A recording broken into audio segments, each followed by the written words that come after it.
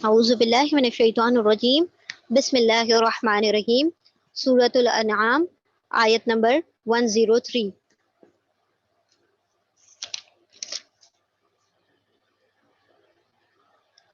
لا تدرکہ الابصار وہو یدرک الابصار وہو لطیف الخبیر۔ اللہ سبحانہ و تعالیٰ کو لہٰذا تم اس کی بندگی کرو اور وہ ہر چیز پر کفیل ہے، نگاہیں اس کو نہیں پا سکتی اور وہ نگاہوں کو پا لیتا ہے، وہ نہایت باریک بین ہے اور باخبر ہے۔ آیت نمبر 104۔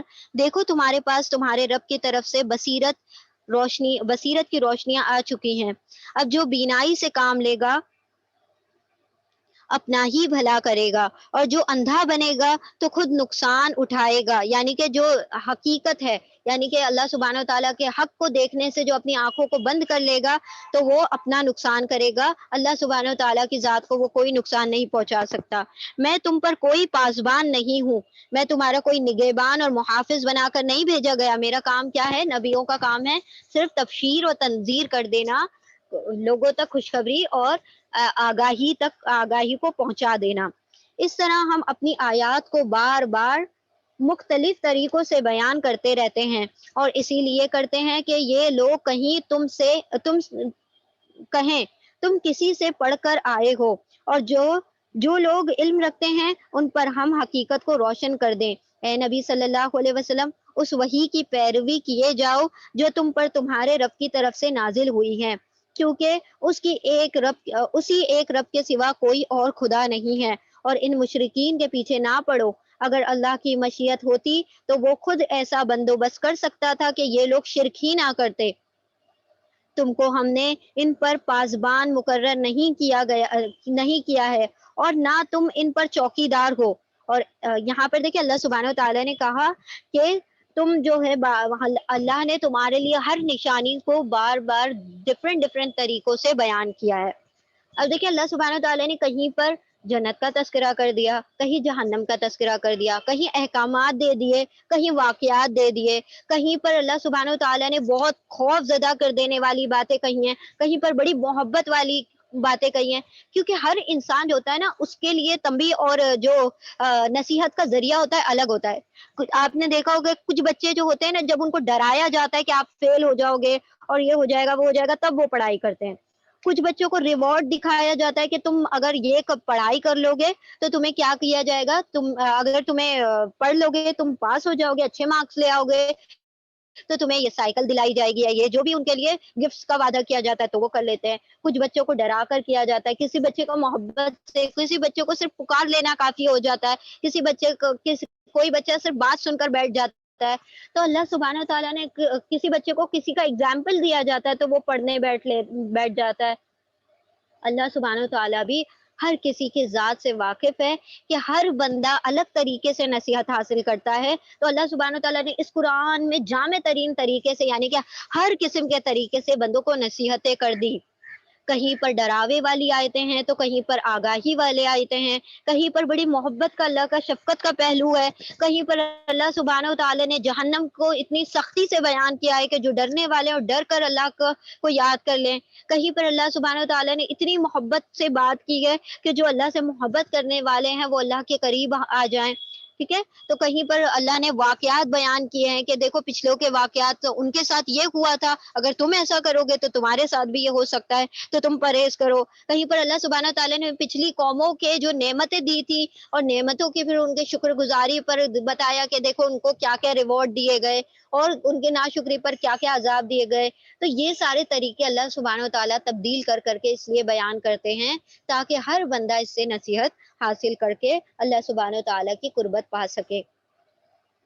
اے مسلمانوں، یہ لوگ اللہ کے سوا جن کو پکارتے ہیں انہیں گالیاں نہ دو۔ اب دیکھیں اللہ سبحانہ و تعالیٰ نے یہاں پر بیان کیا کہ ہمیں کسی بھی مذہب کے دوسرے عقائد کے لوگوں کو نہ ان کے بتوں کو کسی بھی قسم کے نہ اسولٹ، نہ کوئی ٹارچر، نہ کوئی قسم کی زبان سے کوئی فضول بات نکالنا ہے ان کے خلاف، نہ ان کو گالیاں دینا ہے۔ کیوں کہ ہم تو ان کے بتوں کو اس لیے گالیاں دیں گے یا ان کے خلاف اس لیے باتیں کہیں گے کیونکہ وہ ناپائیدار چیزیں ہیں جن کی کوئی حقیقت نہیں ہے، کوئی حقانیت نہیں ہے، ہم یہ سوچ کر ان کے خلاف برا کہیں گے۔ لیکن جب ہم کسی کے دوسرے کے مذہب والوں کو کے بتوں کو یا کسی بھی چیز کو ان کے عقائد کو برا کہیں گے تو وہ ان رسپانس کیا کریں گے؟ ہماری اللہ سبحانہ و تعالیٰ کی ذات پر اور ہمارے دین کی طرف جو کہ حق ہے اس کے خلاف اپنی باتیں نکالیں گے۔ تو نہ ہم خود کہیں نہ ان کو موقع دیں کہ ہم اس چیز کا ذریعہ بن جائیں کہ اللہ سبحانہ و تعالیٰ کی ذات پر لوگ انگلیاں اٹھائے، نعوذ باللہ۔ تو اللہ سبحانہ و تعالیٰ نے اس سے آگاہ کر دیا کہ دوسرے مذاہب کے عقائد پر، نہ ہی ان کے بتوں پر، نہ ہی ان کے کسی بھی قسم کے مطلب جو چیزیں ہیں ان کے اوپر، نہ تہواروں پر کیا کی جائے، انگلی اٹھائی جائے، نہ زبان درازی کی جائے۔ اے مسلمانوں، یہ لوگ اللہ کے سوا جن کو پکارتے ہیں انہیں گالیاں نہ دو، کہیں ایسا نہ ہو کہ یہ شرک سے آگے بڑھ کر جہالت کی بنا پر اللہ ہی کو نعوذ باللہ گالیاں دینا شروع کر دیں۔ ہم نے تو اسی طرح ہر گروہ کے لیے اس کے عمل کو خوشنما بنا دیا ہے، یعنی کہ یہ جو کر رہے ہیں یہ ان کے عقیدے ان کو خوشنما لگتے ہیں، یہ ان کو درست لگتے ہیں، اسی لیے وہ کیا کر رہے ہیں، اس کی پیروی کر رہے ہیں۔ پھر انہیں اپنے رب ہی کی طرف پلٹ کر آنا ہے، اس وقت وہ انہیں بتا دے گا کہ وہ کیا کرتے رہے ہیں۔ آیت نمبر 109۔ یہ لوگ کڑی کڑی قسمیں کھا کھا کر کہتے ہیں کہ اگر کوئی نشانی یعنی معجزے ہمارے سامنے آ جائیں تو ہم اس پر ایمان لے آئیں گے۔ اے نبی صلی اللہ علیہ وسلم، ان سے کہو کہ نشانیاں تو اللہ کے اختیار میں ہیں، اور تمہیں کیسے سمجھایا جائے کہ اگر نشانیاں آ بھی جائیں تو یہ ایمان نہیں لانے والے۔ ہم اسی طرح ان کے دلوں پر اور نگاہوں کو پھیر دیتے ہیں جس طرح یہ پہلی مرتبہ اس کتاب پر ایمان نہیں لائے تھے، ہم انہیں ان کی سرکشی ہی میں بھٹکنے کے لیے چھوڑ دیتے ہیں۔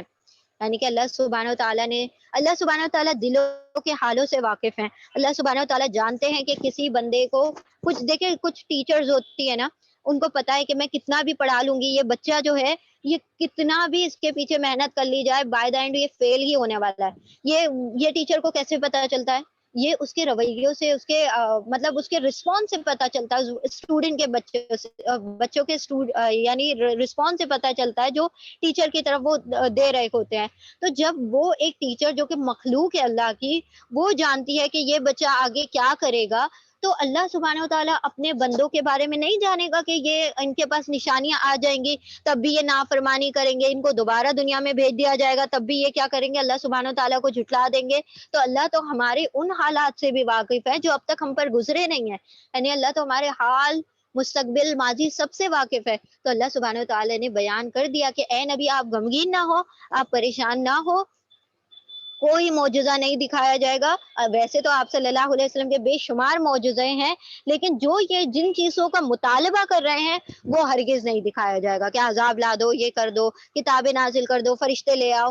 تو اللہ سبحانہ و تعالیٰ نے کہا کہ یہ ساری چیزیں آپ کر بھی دیں گے تب بھی یہ ایمان نہیں لائیں گے، کیونکہ آپ کا رب ان کے کرداروں سے بخوبی واقف ہے کہ یہ بعد میں بھی کیا ہوں گے، جھٹلانے والے ہوں گے۔ جس طرح سے موسیٰ علیہ السلام کے اور پچھلی امتوں میں نبیوں نے معجزے دکھائے تو انہوں نے معجزے دیکھنے کے بعد یہ کہہ دیا کہ یہ جادو ہے، ہم اس پر یقین نہیں کرتے۔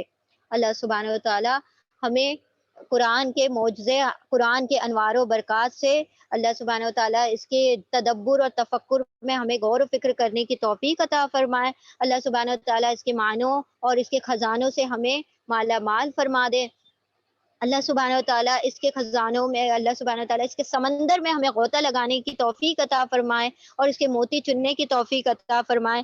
اللہ سبحانہ و تعالیٰ اس قرآن کے مطابق ہماری زندگیوں کو ڈھال دے، اس کی طرح عمل پیرا ہونے کی توفیق عطا فرمائے، اور اللہ سبحانہ و تعالیٰ اس قرآن کو ہمارے لیے قیامت میں اور میزان پر بھی اور قبر میں بھی ہمارا ساتھی بنائے، اور قبر میں اس سے نور کا ذریعہ بنا دے، اور حشر میں یہ ہمارا ساتھی بن کر ہمارے ساتھ کھڑا ہو اور یہ ہمارے حق میں حجت کرے، اور اللہ سبحانہ و تعالیٰ سے یہ حجت کرے کہ یہ قرآن ہمیں جنت میں پہنچا دے اور ہمیں جہنم کی آگ سے محفوظ رکھنے میں ہمارا سفارشی بن کر آئے۔ اللہ سبحانہ وتعالیٰ اس پر ہمیں عمل کرنے کہنے سننے سے زیادہ عمل کرنے کی توفیق عطا فرمائے۔ وآخر الدعوانا ان الحمد للہ رب العالمین۔ سبحان اللہ وبحمدہ، سبحانک اللہم وبحمدک، نشہد ان لا الہ الا انت، نستغفرک ونتوب الیک۔ سبحان ربک رب العزة عما یصفون، وسلام علی المرسلین، والحمد للہ رب العالمین، برحمتک یا ارحم الراحمین۔ اللهم ارزقني يتفكر وتدبر بما يتلوه لساني من كتابك، والفهم له بمعانيه، والنظر في عجائبه، والعمل بذلك ما بقيت، إنك على كل شيء قدير. اللهم نور قلوبنا بالقرآن، وزين أخلاقنا بالقرآن، ونجنا من النار بالقرآن، وأدخلنا في الجنة بالقرآن. اللهم آنس وحشتي في قبري، اللهم ارحمني بالقرآن العظيم. ربنا تقبل منا انك انت السميع العليم، وتب علينا انك انت التواب الرحيم. جزاكم الله خيرا كثيرا.